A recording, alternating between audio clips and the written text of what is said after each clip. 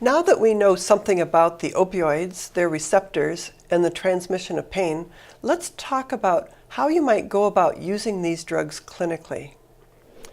In the past, opioids have been referred to as narcotic analgesics.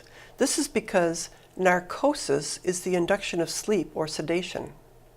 Humans and other primates are very sensitive to the sedative effect of these drugs, as are rats, rabbits, and dogs. But most other species are actually stimulated behaviorally in response to opioids. So the term narcotic doesn't seem to apply well to most animals. Cats, pigs, horses, ruminants, lions, tigers, and bears are all excited when these drugs are given alone. You should note that even species that appear to be similar, like rats and mice, are only phenotypically similar. That is, they look alike, but they're genetically very different in their synthesis and distribution of opioid receptors. In addition to responding differently behaviorally, mice are sufficiently lower phylogenetically that they require and can tolerate extremely high doses of opioids compared to rats. An even more dramatic comparison is the fact that there are doses of morphine that would produce strong analgesia and catalepsy in the mouse, but these same doses would be lethal in humans. This illustrates the difference in dosages in these species and the importance of not extrapolating doses from one species to another. When an animal is brought into the clinic and after it's diagnosed, you'll want to control the pain. These are the three strategies or approaches that are usually considered to address the pain in a fashion that's proportionate to the pain itself. If the pain appears to be mild, usually you would initially try to treat the animal using a non-steroidal anti-inflammatory drug, or an NSAID, rather than an opioid compound. If the pain appears to be more moderate or doesn't respond to a non-narcotic alone, you might try a combination of a non-opioid plus an opioid compound with a moderate efficacy. This combination allows you to use lower doses of each, yet produce an effect that's usually greater than the simple sum of the two drugs. But for severe pain, the higher efficacy compounds might then be needed either alone or in combination with NSAIDs. The use of opioids is often avoided in these cases for fear of the development of tolerance or dependence. However, pain is transmitted by compounds like substance P, and these compounds tend to inhibit the development of tolerance and dependence. When used over a short time interval, such as a few days post-surgically, they can usually be tapered off gradually to avoid any withdrawal symptoms without any problem. So why is it that the combination of NSAIDs and opioids are so good? They each act by a different mechanism. Opioids act centrally at supraspinal and spinal sites to inhibit the central transmission of pain. In contrast, NSAIDs act primarily peripherally to inhibit the synthesis of pain mediators. So when they're combined, they act synergistically to produce analgesia. It's important to use combinations of this sort to decrease the dose of each of the drugs used. This not only decreases the immediate side effects of each drug, like excitation and constipation, it also has less of an effect on the pain itself. It's becoming more apparent that opioids used in high doses will initially produce a profound analgesia, but over the long term they actually enhance pain.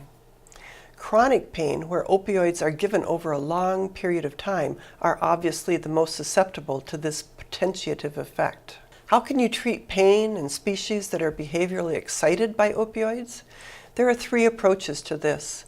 First, sometimes it's possible to simply use a smaller dose of the drug.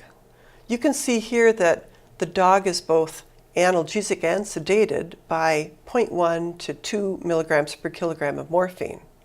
But if you simply reduce the dose you use, 0.05 to 0.1, This lower dose can be used in cats without excitation. The most common approach is to pretreat the animal with a strong sedative like xylazine or acetylpromazine prior to the injection of an opioid like morphine. This counteracts the excitatory effect of the opioid, but it also potentiates the antinociceptive or analgesic effect as well. This is the basis for the commercially available combination of major tranquilizers and opioid compounds like Imobilon and Inovarvet. The last approach is to use a kappa-selective opioid compound like torbagesic butorphanol.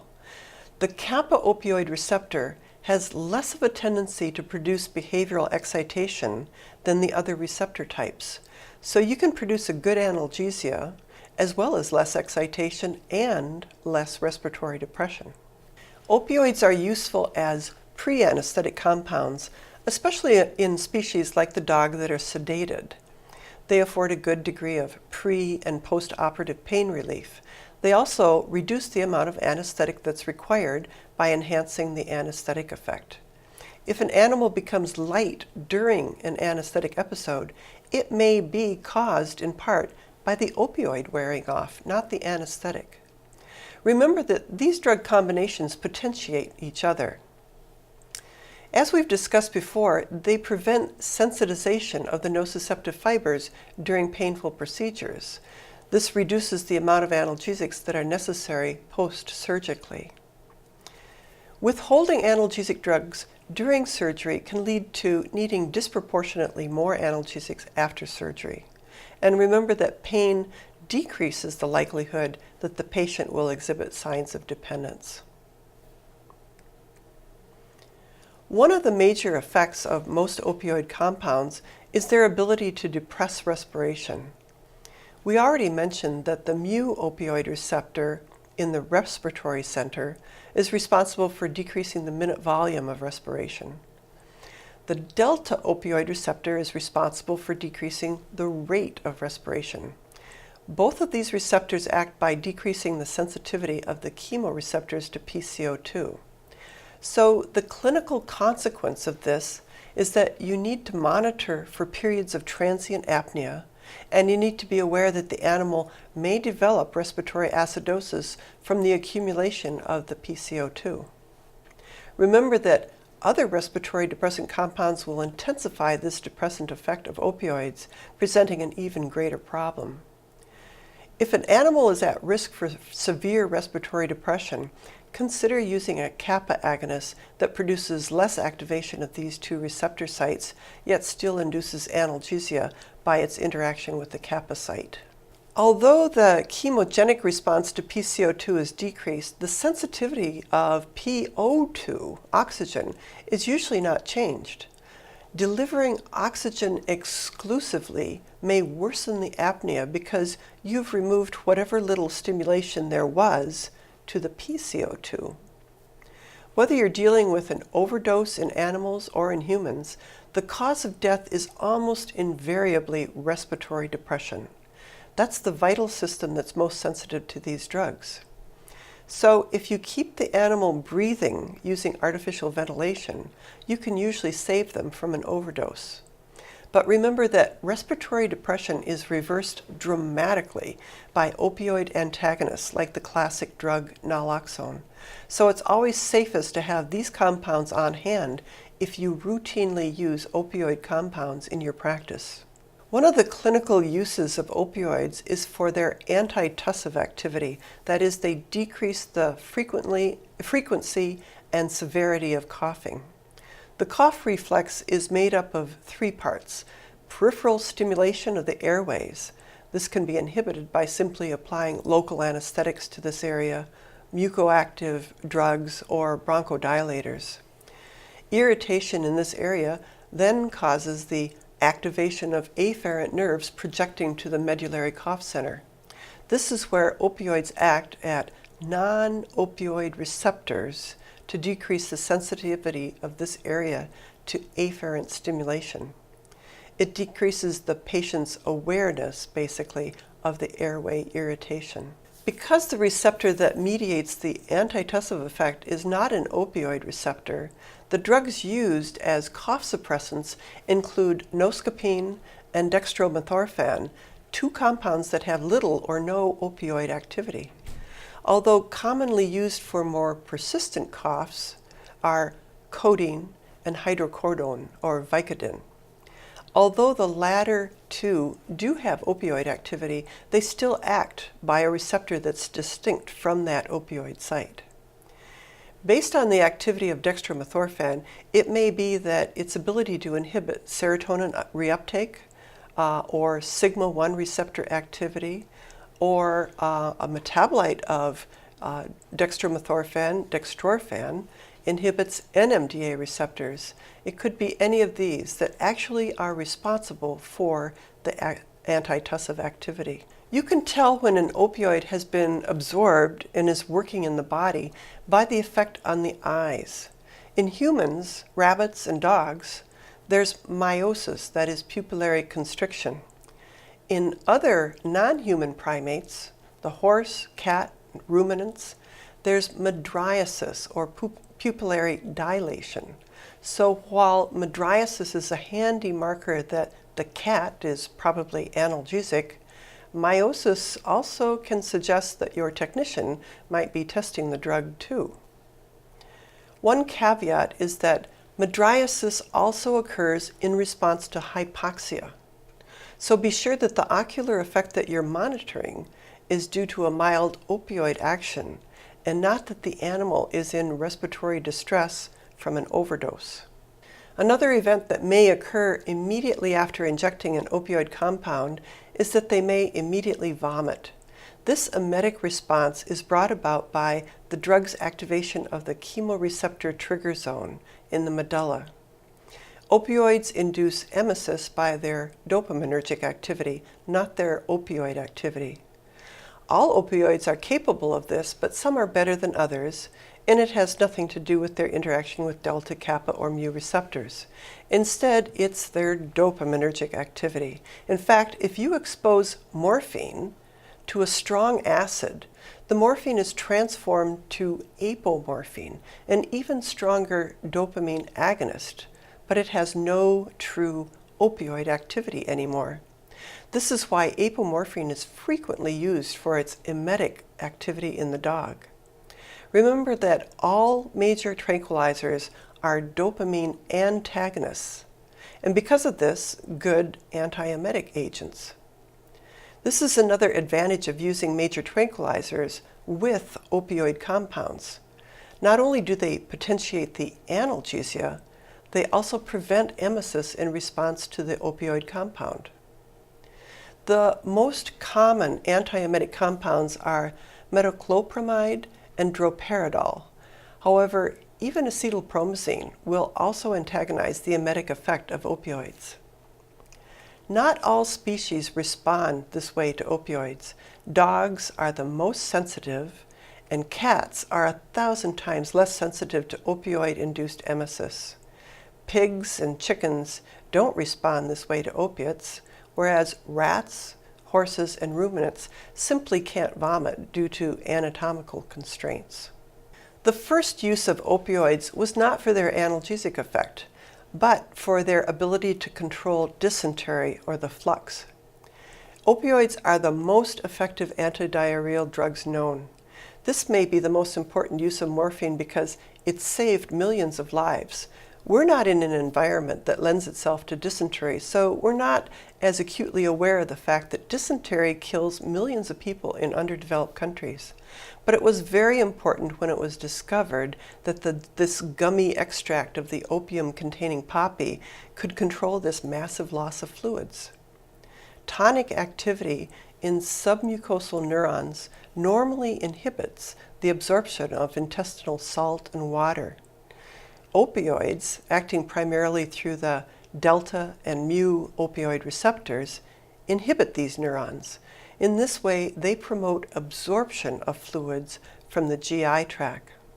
Opioids also slow the transit along the GI tract by acting on the myenteric neurons, as well as in the brain and the spinal cord.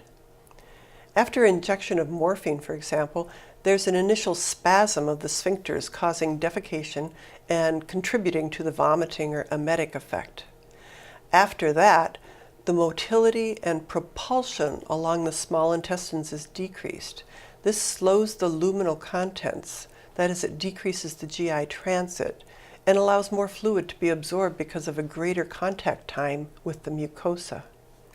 The clinical consequence is that opioids initially may cause defecation and vomiting, but they ultimately alleviate diarrhea by increasing the contact time in the GI tract and increasing fluid absorption. So they're therapeutic if the animal has diarrhea, but they also produce constipation in normal, healthy individuals when you use it just for analgesia. The cardiovascular effects of opioids are actually quite minimal. They're so safe that they're used for most cardiac surgeries in humans, like heart transplants. They sedate the patient heavily and give essentially lethal doses of morphine because of the respiratory depression, but because they mechanically ventilate the patient, they don't die and the heart is relatively unaffected. There is hypotension following opioids because of the stimulation of vagal afferents. The heart rate is decreased, but this effect can be countered by prior administration of anticholinergic compounds. The cardiovascular system is also depressed simply due to the inhibition of its regulation by the CNS, the central nervous system.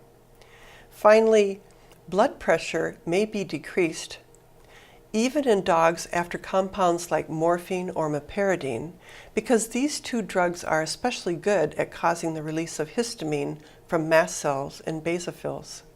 This situation is usually worse when the drugs are delivered intravenously, so that should be avoided or they should be administered very slowly. Activation of mu-opioid receptors decreases urine production by causing the release of vasopressin from the pituitary. Delta and mu opioid receptors in the CNS can also cause spasms of the bladder. And kappa receptor activity suppresses vasopressin and actually promotes diuresis.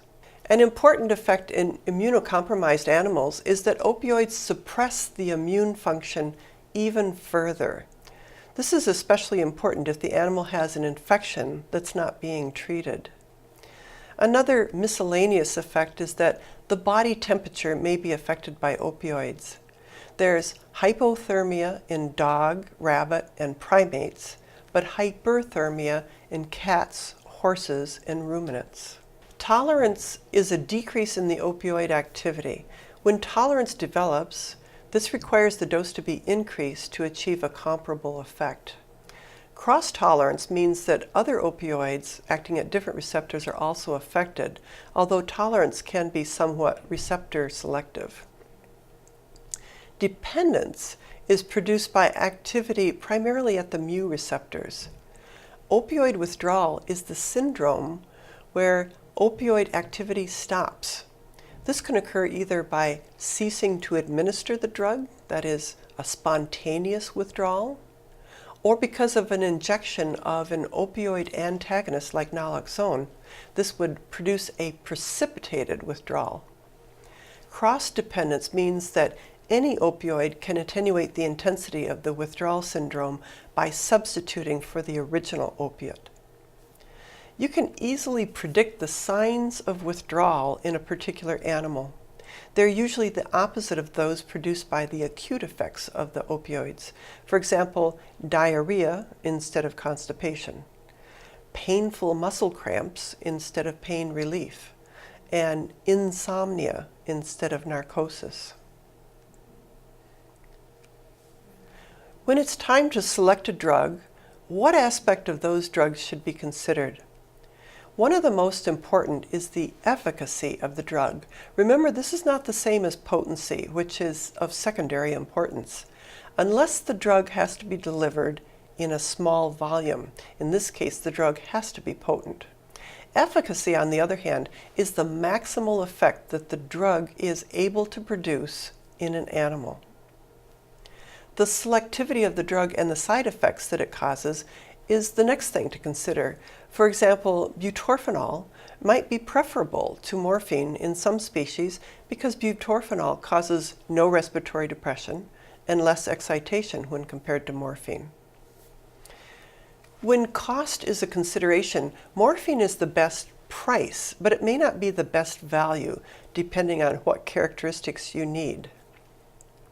The pharmacokinetics, or absorption, distribution, metabolism, and excretion, might be a factor. For example, given orally, morphine undergoes a high degree of first-pass metabolism, so its bioavailability is low. In contrast, although codeine is not as efficacious as morphine, it has a much higher bioavailability with no first-pass metabolism. The reversibility of a drug's effect is also a factor. Opioid analgesia is reversible using naloxone, but the antitussive and emetic activity is not because they're mediated by different non-opioid receptors. In addition to considerations regarding the drugs that you select, you also need to examine the patient's condition and how it might or might not handle an opioid compound. For example, age is a factor for two reasons. First, the blood-brain barrier is not fully developed in young animals. As a result, much more of the drug can enter the CNS and could potentially be toxic. Secondly, the drug metabolizing capability of your animal is usually less than in adults, meaning that the drug will stay around for a longer time in young animals. Does the animal have a pre-existing hepatic or renal disease? If so, this may cause a deficiency in drug metabolism or elimination of the compound via the urinary tract. If the acid-base balance is abnormal, this can influence the availability of the drug because it can become trapped in areas of the body that are acidic. The best example of this acid trapping is in the stomach of normal healthy animals. Decreases in the body temperature or thyroid status can interfere with drug metabolism, increasing the duration of the drug's action. And finally, other drugs that are administered with the opioid can not only interfere with each other's analgesic effect or potentiate the respiratory depression, they can enhance the drug metabolism, such as epileptic cases that have been treated for a long time with phenobarbital. Now we have a pretty good picture of what happens when you give an opioid compound. To summarize, not only do you produce antinociception, that is analgesia, which is usually the desired effect, you also produce respiratory depression. If severe, this is usually the cause of death. Most compounds are also antitussive, but this effect varies with each drug. They also produce constipation and an initial emetic effect together with defecation immediately after they're injected. Almost all species exhibit these responses. But when you inject opioid compounds into the dog, you see sedation, meiosis, and hypothermia, whereas when you inject them into the cat, you see behavioral excitation, mydriasis, and hyperthermia. Dogs are also more sensitive to the emetic effect than cats. So some of the effects are very species specific. In the next section, we'll review individual drugs to learn their unique characteristics that determine their clinical use.